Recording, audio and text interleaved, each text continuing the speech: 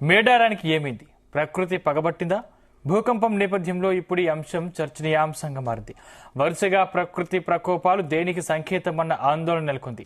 గతంలో ఉమ్మడి జిల్లాను ఆకస్మిక వరదలు ఉక్కిరి బిక్కిరి చేశాయి. ఇటీవల మేడారం అడవుల్లో మహాప్రష్టించాయి. ఈ ప్రళయానికి 500 ఎకరాల్లో లక్షల సంఖ్యలో చెట్లు నేలకొరిగాయి. ఇప్పుడు అదే ప్రాంతంలో భూకంప కేంద్రాన్ని గుర్తించారు. దీనికి కారణమేంటి? ప్రకృతి హెచ్చరిస్తోందా? తాజాగా మేడారం కేంద్రంగా భూకంపాన్ని అధికారులు గుర్తించడం ఇప్పుడు మరింత ఆందోళన కలిగిస్తుంది. 55 ఏళ్ల తర్వాత తెలంగాణలో ఇదే అతిపెద్ద భూకంప తీవ్రత నమోదు కావడం గమనార్హం. 1969లో తెలంగాణలో 5.3 తీవ్రతతో భూకంపం వచ్చినట్లు రికార్డులో ఉంది.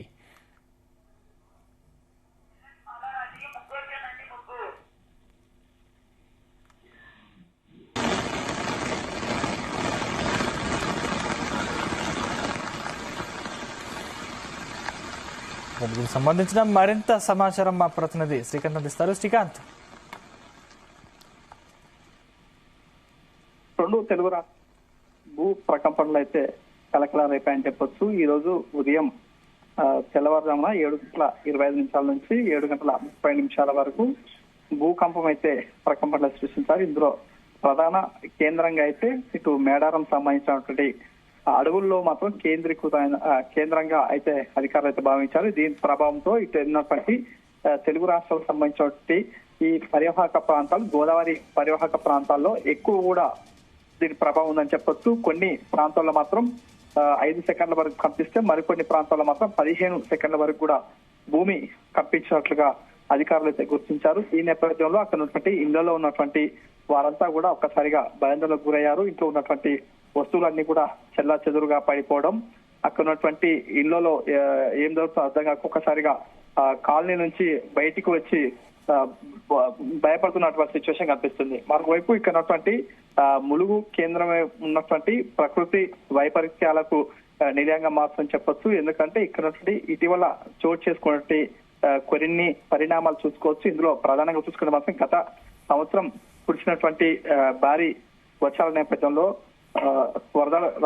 వరదలు రావడంతో కూడా కొన్ని ఊర్లు కూడా కొట్టుకుపోయినటువంటి పరిస్థితి కనిపిస్తుంది. కొన్ని 10ల సంఖ్యలో కూడా వ్యక్తులు అయితే మృత్యువాత పడ్డారు. ఆ తర్వాతకి ఈ ఏడాది సంవత్సరంలోనే మరొక ఘటన అయితే కూడా ప్రకృతి వైపరీత్యానికి గురైందని చెప్పొచ్చు. అందులో ప్రధానంగా చూసుకుంటే మాత్రం ఇటు కొండాయి, అదేవిధంగా ఏటూరు నాగారం, మంగపేట సంబంధించిన మేడారం ఆటవీ ప్రాంతాల్లో మాత్రం 500 ఎకరాలకు పైగా ఉన్నటువంటి స్థలంలో మాత్రం కొన్ని లక్షల వృక్షాలు కూడా నేలమంటున్నాయి. ఇందులో భారీ వృక్షాలతో పాటు చిన్నపాటి వృక్షాలు కూడా కూలిపోయినటువంటి సిచ్యువేషన్. అక్కడ ఉన్నటువంటి వృక్షాలు కూడా ఒకే వైపు కూడా ఏటవాలుగా పడిపోయినటువంటి సిచ్యువేషన్ కనిపిస్తుంది. దీనికి సంబంధించినటువంటి ఇటు జాతీయ విపత్తులకు సంబంధించినటువంటి వారు, అదేవిధంగా అటవీ శాఖకు సంబంధించినటువంటి వారు, కేంద్రానికి సంబంధించినటువంటి ఉన్నతాధికారులు కూడా ఇక్కడ రావడం అక్కడి చెట్లను పరిశీలించడం జరిగింది. అందులో ప్రధానంగా ఒకే వైపు ఒకే విధంగా పడినటువంటి వృక్షాలు కూడా ఏదైతే ఉందో ఒక సుడిగాలి మాదిరిగా అయితే వచ్చిన క్రమంలో వృక్షాలు పడినట్టుగా అయితే వారు ముందుగా నిర్ధారించారు. ఆ తర్వాతకి ఇటీవల అంటే ఈ రోజు జరిగినటువంటి భూకంపం నేపథ్యంలో అది కూడా మేడారం సంబంధించినటువంటి అటవీ ప్రాంతంలో కూడా కేంద్రంగా ప్రకంపనలు రావడంతో ఒక్కసారిగా అక్కడ జిల్లా వాసులు అయితే తెలుగు రాష్ట్రాలకు సంబంధించిన వారంతా కూడా ఉలికి పట్టేటువంటి పరిస్థితి కనిపిస్తుంది. దాదాపు అక్కడ ఉన్నటువంటి ప్రజలు మాత్రం ఒక భయాందోళనకు గురవుతున్నారని చెప్పొచ్చు. ఎందుకంటే ఇటీవలి కాలంలో మొత్తం ఎక్కువ ప్రకృతి వైపరీత్యాలు మొత్తం కూడా ములుగు జిల్లా కేంద్రంగానే చోటు చేసుకుంటున్నాయి. కాబట్టి ఇక్కడ ఉన్నటువంటి సైంటిస్టులు కానీ, ఇటు అటవీ శాఖకు సంబంధించిన కానీ, ఇతర సంబంధించిన అధికారులు, ఇటు వెదర్ కు సంబంధించిన వారు కూడా దీనిపై చొరవ తీసుకోవాలి. ఇక్కడ జరుగుతున్న అటవీ ప్రాంతంలో ఏం జరుగుతుందో దీనిపైన కూడా ప్రజలకు అవగాహన కల్పించే విధంగా చొరవ తీసుకోవాలని చెప్పి సూచిస్తున్న సిచ్యువేషన్ కనిపిస్తుందని చెప్పవచ్చు. Right, thank you Srikanth.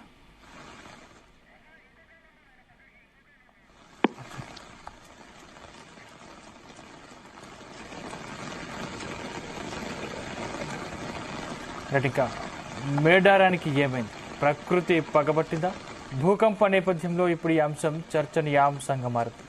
వరుసగా ప్రకృతి ప్రకోపాలు దేనికి సంకేతమన్న ఆందోళన నెలకొంది. గతంలో ఉమ్మడి జిల్లాను ఆకస్మిక వరదలు విక్కిరి చేశాయి. ఇటీవల మేడారం అడవుల్లో మహాప్రలయాన్ని తలపిస్తూ సుడిగాలులు సృష్టించాయి. ఈ ప్రళయానికి 500 ఎకరాల్లో లక్షల సంఖ్యలో చెట్లు నేలకొరిగాయి. ఇప్పుడు ఇదే ప్రాంతంలో భూకంప కేంద్రాన్ని గుర్తించారు. దీనికి కారణమేంటి? ప్రకృతి హెచ్చరిస్తోందా? తాజాగా మేడారం కేంద్రంగా భూకంపాన్ని అధికారులు గుర్తించడం ఇప్పుడు మరింత ఆందోళన కలిగిస్తుంది. 55 ఏళ్ల తర్వాత తెలంగాణలో ఇదే పెద్ద భూకంప తీవ్రత నమోదు కావడం గమనార్హం. 1969లో తెలంగాణలో 5.3 తీవ్రతతో భూకంపం వచ్చినట్లు రికార్డులో ఉంది.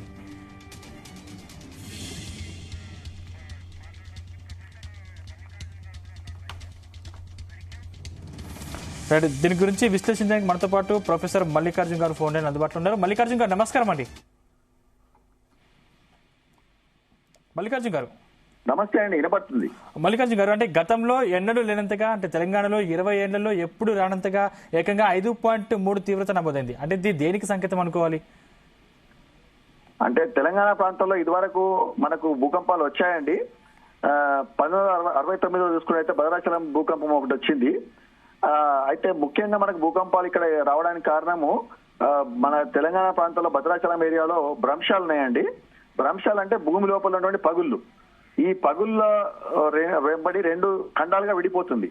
ఈ 2 ఖండాల మధ్యన ఎప్పుడైనా స్థానచలనం జరిగినప్పుడు అక్కడ నుంచి శక్తి ఉత్పత్తి అయ్యి అది భూకంప తరంగాల వల్ల వ్యాపించి మనకు భూకంపాలు రావడానికి ఆస్కారం ఉంటుంది. ఇప్పుడు వరంగల్ జిల్లాలో పొద్దున 7:30కు వచ్చిన భూకంపం ఏదైతుందో అది ములుగు జిల్లాలో ములుగు నుంచి 55 కిలోమీటర్ ఈశాన్య వైపు వెళ్తే ఏటూరు నాగరం ప్రాంతంలో మనకు భూకంపం సంభవించింది. ఆ సంభవించిన ప్రాంతాన్ని భూకంప కేంద్రం అంటాం మనం. ఆ భూకంప కేంద్రం కింది అడుగు భాగం ఎక్కడైతే భూకంపం ఉద్భవించిందో ఆ ప్రాంతాన్ని మనం ఫోకస్ అంటాం. ఈ ఫోకస్ 10 కిలోమీటర్ లోతు నుంచి మనకు భూకంపం ఉద్భవించి అది తరంగాల వల్ల వ్యాపించి తెలుగు రాష్ట్రాలంతా కూడా మనం వ్యాపించింది. సో ఈ భూకంపాలు రావడానికి ముఖ్యంగా ఇక్కడ 3 భ్రంశాలు ఉన్నాయి. అంటే భూమిలో నుండి 3 పగుళ్ళు ఇక్కడ భద్రాచలం ప్రాంతంలో. ఆ 3 పగుళ్ళలో ఒకటి ఏంటంటే భద్రాచలము, తర్వాత కిన్నెరసాని గోదావరి భ్రంశము, తర్వాత రెండవది గోదావరి వ్యాలీ భ్రంశము, మూడవది కొల్లేరు సరస్సు భ్రంశము. ఈ 3 భ్రంశాల వెంబడి ఎప్పుడైనా కొద్ది కదలిక సంభవించినా గానీ అది భూమి లోపల శక్తి ఉత్పత్తి చేస్తుంది. ఆ శక్తి తరంగాల వల్ల వ్యాపించి మనకు భూకంపం రావడానికి ఎక్కువగా ఆస్కారం ఉంది. ఇదివరకు 1969లో జరిగినటువంటి భూకంపం కావచ్చు భద్రాచలంలో, మొన్న 2018లో వచ్చిన భూకంపం కావచ్చు, ఇప్పుడు వచ్చిన భూకంపాలు అన్నిటి ఒక్క ఈ భ్రంశాల వెంబడి కదలికల వల్లనే మనకు భూకంపాలు ఎక్కువగా వస్తుంటాయి. అంటే మల్లికార్జున్ గారు, ముఖ్యంగా మేడారం సరౌండింగ్ లో ఎందుకు వస్తున్నాయి? దీనికి మేజర్ కారణం ఏంటంటారు? మనం మేడారం సరౌండింగ్ లో అని ఏం లేదండి. ఇది భూమి అంతా కూడా ఒక పెద్ద కాంపాక్ట్ గా మనం చూడాలి. ఇప్పుడు భద్రాచలం ఏరియాలో కొత్తగూడెంలో వచ్చింది, తర్వాత ఇక్కడ వచ్చింది. మనకు ఈ భ్రంశాలు ఉన్న ప్రాంతంలో ఎక్కడైనా రావచ్చు. ఇప్పుడు మనం అందుకోసమే ఎన్నో సంవత్సరాల జరిగినటువంటి పరిశోధన ఫలితంగా మనకు భారతదేశం మొత్తాన్ని కూడా భూకంప తీవ్రత జోన్లుగా డివైడ్ చేసుకున్నాం. మనము 2, 3, 4, 5 జోన్లుగా డివైడ్ చేసుకున్నాం. మన హైదరాబాద్ ప్రాంతం అంతా కూడా 2వ జోన్ లో ఉంటే మనం ఇప్పుడు వరంగల్ భద్రాచలం ఇదంతా కూడా 3వ జోన్ లో ఉంది. ఆ 3వ జోన్ అంటే ఒక మోడరేట్, అంటే ఒక మాదిరిగా వచ్చే భూకంపాలు సంభవించడానికి ఎక్కువగా ఆస్కారం ఉంది ఈ జోన్ లో. అదే మీరు ఉత్తర భారతదేశం వెళ్ళినట్టయితే 4వ జోన్ 5వ జోన్ ఉంటుంది. అక్కడ తీవ్రమైనటువంటి భూకంపాలు రావడానికి అవకాశం ఉంటుంది. తర్వాత ఆస్తి నష్టం ప్రాణ నష్టం సంభవించడానికి ఎక్కువగా ఆస్కారం ఉంటుంది. కాబట్టి ఇలా చిన్నటి భూకంపాలు 3 నుంచి 5 మధ్యన 2 నుంచి 5 మధ్యన వచ్చే తీవ్రత ఉన్నటువంటి భూకంపాలు మనకు ప్రతిరోజు ప్రపంచంలో జరుగుతూనే ఉంటాయి. ఇప్పుడు ఇలా పొద్దున మీరు చూసినట్టయితే 7:30 ప్రాంతంలో మనకు జరిగిన భూకంపం ఏదైతుందో అదే ప్రాంతంలో మనకు ప్రపంచంలో చూసినట్టయితే ఆల్రెడీ 4 భూకంపాలు ఆల్రెడీ ప్రపంచంలో వచ్చేసినాయి. 8 గంటల కోటి, 8:10 నిమిషాల కోటి, 8:30 కోటి. పోర్టోరికో అనే ఒక దేశంలో 3 భూకంపాలు వచ్చాయి పొద్దున 7 నుంచి ఇప్పటికి. అలానే అలాస్కా ప్రాంతంలో కూడా ఒక భూకంపం వచ్చింది. కాబట్టి చిన్న భూకంపాలు వస్తూనే ఉంటాయి. ఎందుకంటే మనం నిద్రపోతాం కానీ భూమి లోపల ఎప్పుడు నిద్ర పోదు. అది పనిచేస్తూనే ఉంటుంది. దాని తీవ్రత వల్ల ఏదో ఒకటి సంభవిస్తూనే ఉంటుంది లోపల యాక్టివిటీ. సో దానివల్ల మనకు భూకంపాలు రావడానికి ఆస్కారం ఉంటుంది. అంటే మల్లికార్జున్ గారు, అంటే గతంలో లక్షల ఎకరాల్లో అప్పుడు చెట్లు నెలకొరిగా ఇప్పుడు ఈ భూకంపం ప్రకృతిని హెచ్చరిస్తుందా అన్న అనుమానాలు కూడా కలుగుతున్నాయి. అంటే ప్రకృతిని మనం కాపాడుకోలేకపోతున్నామనే సందిగ్ధం కూడా కలుగుతోంది. ఏం చెప్తారు? అయితే మనకు మొన్న మీకు ఎక్కడైతే ఏటూరు నాగరం తాడ్వాయి ప్రాంతంలో ములుగు ప్రాంతంలో జరిగినటువంటి 60,000 చెట్లు కూలిపోవడానికి దీనికి సంబంధం ఏం లేదండి. ఎందుకంటే మొన్న జరిగినటువంటి పరిణామం ఏదైతుందో భూమి ఉపరితలంపై అది గాలి వీచిన దాని పరిణామం వల్ల సంభవించినటువంటిది. ఇప్పుడు ఇవాళ జరిగిన భూకంపం ఏదైతుందో అది మొత్తం కూడా భూమి అంతర్భాగంలో జరిగినటువంటి పరిణామాల వల్ల సంభవించినటువంటి భూకంపం. దీనికి దానికి ఎలాంటి సంబంధం రిలేషన్ లేదు. Okay. Right right, thank you Mallikarjun garu. Thank you అండి.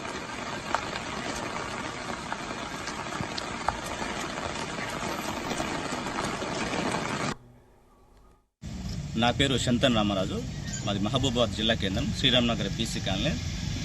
జనరల్గా ఎప్పటిలాగే ఇలా ఉదయం ఇంట్లో కూర్చొని మార్నింగ్ 7:30 సమయం లోపల మేము కుటుంబ సభ్యులంతా కలిసి మేము టీ తాగుతున్నాం. ఆ సమయం లోపల ఇల్లంతా ఒకటేసారి వైబ్రేషన్ ఒక రకమైన సౌండ్, భయంకరమైన సౌండ్, అసలు సౌండ్ కావచ్చు, వానల సౌండ్ లెక్క కూడా కాదు, ఒక డిఫరెంట్ సౌండ్ తోటి తలుపుల కిటికీలు కూడా జస్ట్ మొత్తం వైబ్రేషన్ ఊగడము, అదేవిధంగా ఫ్యాన్ కూడా ఊగడము. అదే మా ఇంటి ముందు రేకులు ఉన్నాయి, ఆ రేకుల సౌండ్ కూడా కొంచెం భయంకరంగా రావడం జరిగింది. అసలు ఇదంతా ఏందని అనుకునే లోపే ఒక 5-6 సెకండ్ల లోపే అది మొత్తం క్లోజ్ అయిపోయింది. బయటకు వచ్చేసరికి చాలా మంది ప్రజలు సరే ఎవరి పనులు వాళ్ళకు ఉన్నది, అది భూకంపం అని కూడా తెలియదు. ఆ తర్వాత ఏమైంది, నేను టీవీలో చూస్తుంటే అది భూకంపం అని చెప్పేసి మరి టీవీలో స్క్రోలింగ్ రావడం అనేది జరుగుతుంది. సరే ఒక్కసారి భయం వేసింది. ఎందుకంటే మనం భూకంపాలను అంటే ప్రత్యక్షంగా చూడకపోయినా కానీ వినడం కావచ్చు, టీవీలో చూడడం కావచ్చు, జరిగిన నష్టాన్ని మనం చూస్తున్నాం. కానీ చాలా సేఫ్గా ఉన్నటువంటి మహబూబాబాద్ ప్రాంతం కావచ్చు, వరంగల్ జిల్లా లోపల భూకంపం వచ్చిందని అనగానే మాకే ఒక రకంగా భయభ్రాంతులకు గురైనాం. ఏంటంటే సేఫ్ జోన్ కాదనే విషయం గుర్తుకొచ్చేసరికి మేము కొంచెం భయాందోళనకు గురైనాం. సరే ఏదేమైనా కూడా ఈ యొక్క భూకంపం ద్వారా ప్రజలు తమ జీవన శైలిలో మరి కట్టడాల విషయంలో కావచ్చు అన్ని జాగ్రత్తలు తీసుకోవాల్సిన అవసరం ఉందని చెప్పేసి ఇది ఒక జర్క్ వచ్చింది. ఆ జర్క్ ద్వారా మనకు ఒక ఇంటి ఇచ్చి మీరు జాగ్రత్తగా ఉండండి అని చెప్పేసి ప్రకృతి మనల్ని శాసిస్తుంది. కాబట్టి ప్రకృతిని మనం ఎంత కాపాడుకుంటే అంత మంచిది. ఏదేమైనా కూడా ఇవాళ ఈ భూకంపం అనేటువంటిది ప్రజలు కూడా చాలా భయాందోళనకు గురైనారు. అపార్ట్మెంట్స్ ఉండేవాళ్ళు కావచ్చు, పాత భవనాలు ఉండేవాళ్ళు కావచ్చు, మరి జాగ్రత్తగా ఉండాల్సిన అవసరం ఉందని చెప్పేసి తెలియస్తూ ఇక ముందు కూడా మనం ప్రకృతికి సహకరించాలి, అట్లయితేనే కూడా మనం మనగడ సాగిస్తామని చెప్పేసి తెలియజేస్తున్నాం. నా పేరు శంతన్ రామరాజు, మాది మహబూబాబాద్ జిల్లా కేంద్రం. मेरा नाम श्याम सुंदर लोया, महबूबाबाद तेलंगाना डिस्ट्रिक्ट. आज सवेरे 7:25 को मैं योगा कर रहा था, एकदम बेड हिले वैसा लगा. मैं समझा कि हमारे बाहर जो बड़े बड़े व्हीकल जाते हैं तो कभी कभी वाइब्रेशन आता है ना, मैं वो समझा. मैं एकदम 3-4 सेकंड आया वो, अरे इतना बड़ा व्हीकल क्या जा रहा समझा मैं. बाद में नीचे आने में फिर मैं मोबाइल में देखा तो मैसेज में देखा तो कुछ भूकंप मालूम हुआ था. हम लोग डर गए थे लेकिन कुछ भी नहीं हुआ. जो भी हुआ लेकिन सब सतर्क रहे हैं, कोई डरे मत. लेकिन कुछ चेनी का टाइप में आया है, इसलिए आप सब जरा सावधानी से रहे. धन्यवाद. मेरा नाम श्याम सुंदर लोया, महबूबाबाद तेलंगाना डिस्ट्रिक्ट. आज सवेरे 7:25 को मैं योगा कर रहा था, एकदम बेड हिले वैसा लगा. मैं